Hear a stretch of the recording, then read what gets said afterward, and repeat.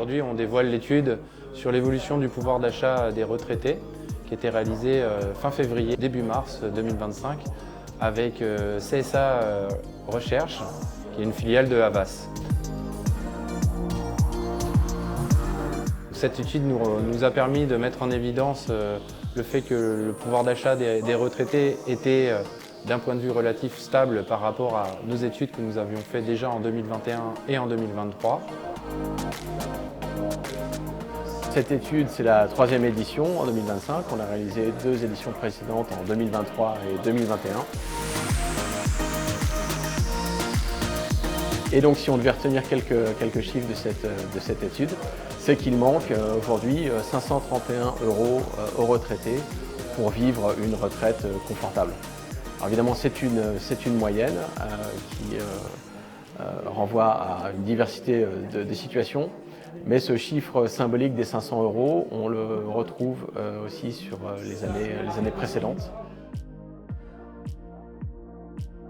Il y a aujourd'hui près d'un tiers des retraités qui ont refusé de se soigner faute de moyens, donc pour des raisons financières, et que ce chiffre il est impactant et aussi il doit nous questionner sur notre rôle de demain pour pouvoir améliorer justement le pouvoir d'achat de nos retraités afin que tout le monde ait le droit de se soigner convenablement.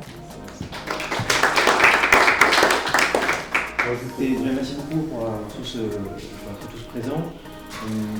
On a voulu participer au baromètre qui est réalisé chaque année par Silver Alliance. Pour nous, c'était très important de pouvoir participer à cette étude et d'avoir une vision très précise de la situation des retraités en France. Et notamment, à cette occasion, nous avons pu les interroger sur leur connaissance du privilège hypothécaire.